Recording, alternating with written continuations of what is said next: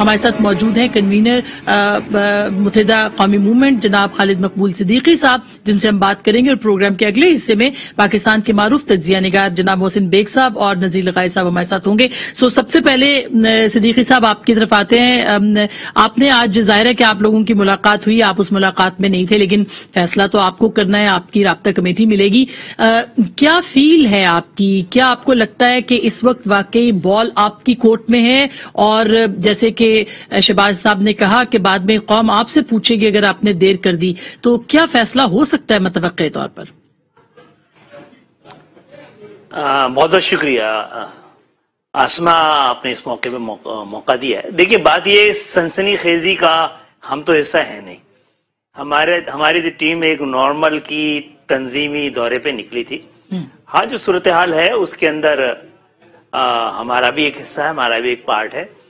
ہم تمام ہی لوگوں سے ملے ہیں، اپوزیشن سے بھی ملے ہیں اور حکومت سے بھی ملے ہیں اور اتحادیوں سے بھی ملے ہیں۔ ہم نے بھی اپنا پوائنٹ آف ویو رکھا ہے، ان کی بات سنی ہے، اور ابھی بہت سارے فیصلے ہونے ہیں، واقعی ہیں، اس میں ایم کیو ایم بیٹھ کے طے کرے گی۔ جہاں تک اس بات کی بات ہے کہ جو حالات ہیں اس میں ایم کیو ایم کو فیصلہ کرنا چاہیے، ورنہ قوم ان سے پوچھے گی۔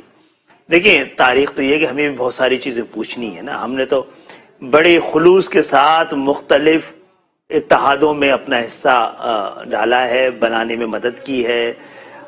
ایک ایسے وقت میں جب جمہوریت کو خطرہ تھا کہ اگر ہم نے کسی کی حکومت بنانے میں مدد نہ کی ہوتی تو جمہوریت بھی خطرے میں پڑ سکتی تھی، تو ہم نے بڑے ذمہ داری کے ساتھ اب تک اپنے فیصلے کیے ہیں، اور آئندہ بھی ہم بڑی ذمہ داری کے ساتھ اپنے فیصلے کریں گے۔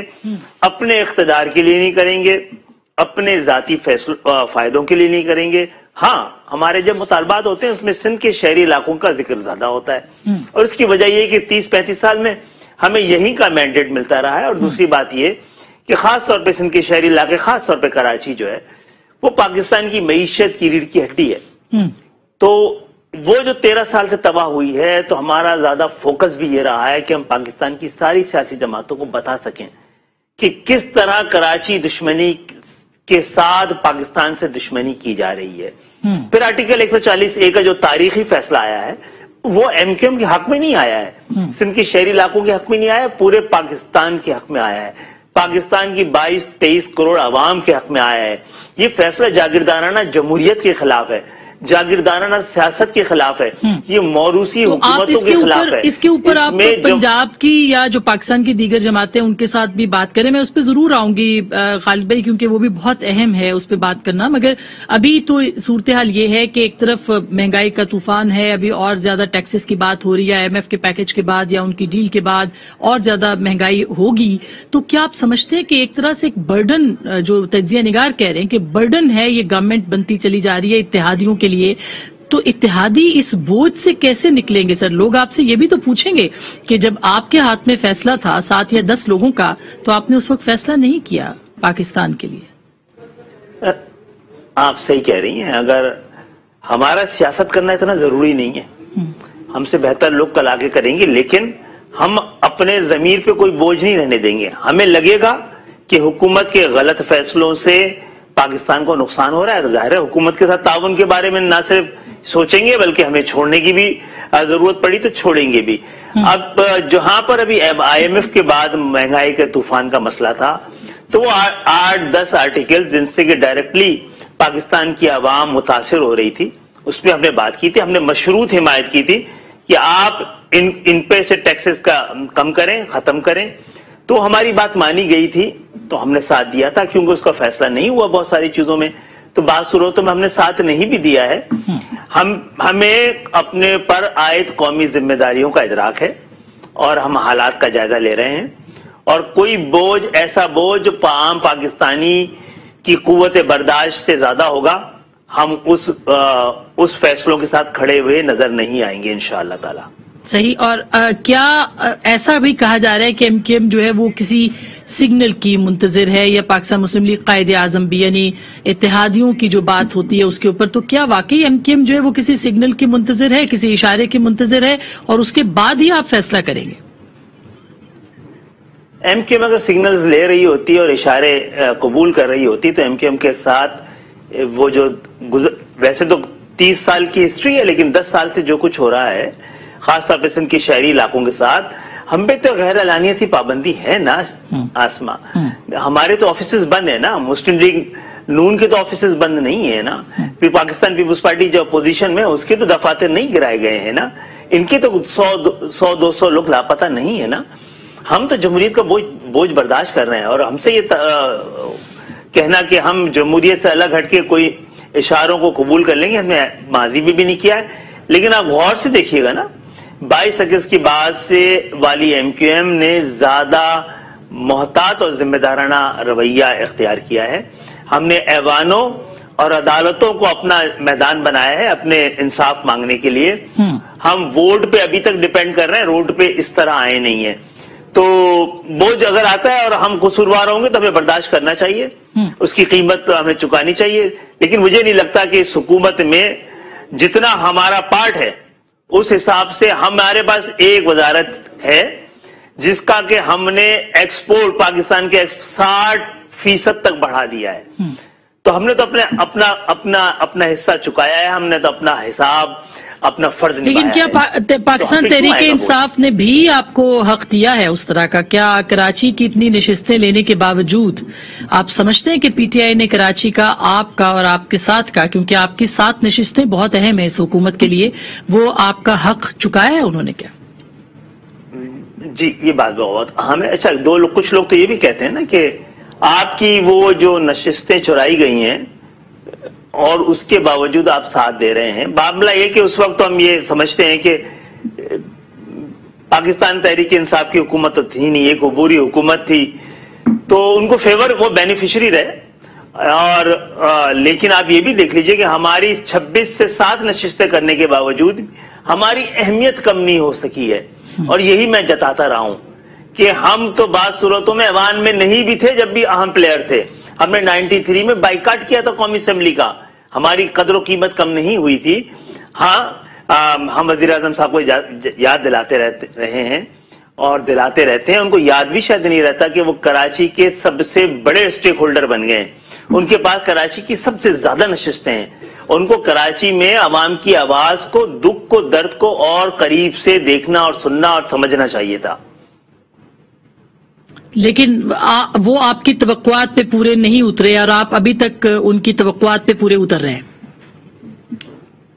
دیکھیں ہمیں تو ان سے کوئی ایسا سچ توقعات نہیں تھی. کراچی کے عوام نے اگر ان کو ووٹ دیا ہے تو ان توقعات تو پوری نہیں ہوئی. اگر نہیں دیا تو چلیں ٹھیک ہے، آگے بڑھتے ہیں ہم لوگ.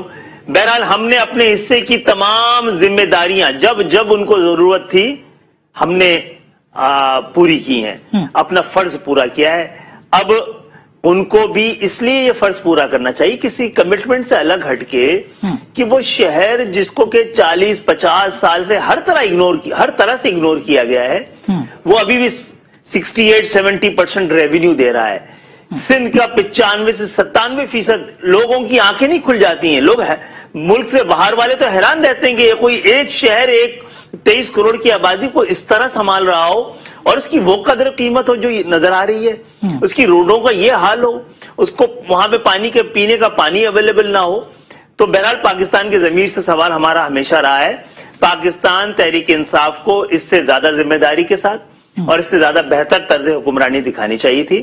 اور خاص طور پہ اگر ان کے پاس کراچی کا مینڈیٹ ہے اور جینوینلی ہے تو ان کو جینوینلی توجہ بھی دینی چاہیے تھی اس شہر کو. ظاہر ہے آپ اپنی مایوسی کا اظہار بہت مرتبہ کرتے رہے ہیں، کر رہے ہیں، مستقل کر رہے ہیں، لیکن جب بھی اپوزیشن یا حکومت خطرے میں ہوئی تو آپ نے ان کا ساتھ دیا ہے. اگر اب تحریک عدم اعتماد آتی ہے تو آپ پیورلی اس بات کے اوپر سوچیں گے کہ آپ تحریک انصاف کو خدا حافظ کہہ سکیں یا ماضی کی طرح کچھ مطالبات اور سامنے آ جائیں گے اور آپ ان کے ساتھ دوبارہ کھڑے ہو جائیں گے؟ پہلی بات تو ہے کہ ہم نے کبھی بھی کسی صورت میں بھی مطالبات میں اضافہ نہیں کیا ہے، اور جو مطالبات ایک معاہدہ تھا وہ آپ کبھی خود دیکھ لیجئے گا، اس میں کتنا ہمارا تنظیمی تھا یا شخصی تھا. سارا کا سارا جمہوریت کے لیے بنیادی طور پہ تھا اور ہمارے ووٹرز کے لیے تھا. پہلی بات.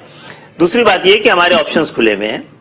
اگر ہم سمجھتے ہیں کہ تاریخ کے اس وقت میں ہمیں لگے گا کہ حکومت کا کنٹینیو کرنا جو ہے، مزید کرنا عوام پر بوجھ ہے، تو ہم فیصلہ کرنے میں آزاد ہوں گے. اب تک اپنا کمٹمنٹ پورا کر رہے ہیں. پی ٹی آئی کو بھی اپنے مزید کمٹمنٹ پورے کرنے چاہیے. ہاں جہاں تک مختلف سیاسی جماعتوں کے ساتھ ہمارا پہلے بھی معاہدہ ہوتا رہا ہے اور اس وقت بھی کچھ صورتحال اسی طرح کی ملتی جلتی رہی ہے, لہٰذا ہم گیلری کے لیے نہیں کھیلیں گے, ہم اپنے سیاسی مفادات کے لیے فیصلے نہیں کریں گے.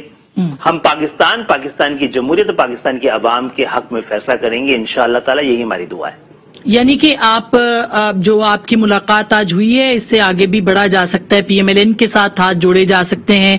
آپ اے این پی کی طرف گئے, بہت عرصے کے بعد بڑے خوشگوار مناظر تھے کہ آپ نے اے این پی کے ساتھ ہاتھ ملایا, تو اس کا مطلب یہ ہے کہ جمہوریت کے لیے پیپلز پارٹی کے ساتھ بھی آپ کل کو کھڑے ہو سکتے ہیں دوبارہ. دیکھیں, پاکستان پیپلز پارٹی کے ساتھ 50 سال سے اس کا جو رویہ رہا ہے, اس کے بعد تو لوگ ہم سے ہی کہیں گے کہ آپ ایک سوراخ سے کتنی بار ڈسے جائیں گے. تو یہ آپشن تو بہت محدود ہے اور اس جاگیردارانہ جمہوریت کا اس طرح ساتھ دینے کا بھی بوجھ ہم پہ آتا ہی ہے نا. تو اس کو بھی دیکھیں گے آنے والے وقت میں. ابھی یہ قبل از وقت ہے یہ بات کرنا, لیکن پاکستان پیپلز پارٹی نے کوئی کسر نہیں چھوڑی. اس 13 سال میں جو کچھ جمہوریت کے ساتھ کیا ہے اور سندھ کے شہری علاقوں کے ساتھ کیا ہے, اور سندھ میں ظلم یہ ہے کہ ایک طرف 2 سندھ ہیں, ایک سندھ جو 95-97% ریونیو کلیکٹ کرتا ہے اور دوسرا سندھ وہ جو 97% ریونیو کو خرچ کرتا ہے.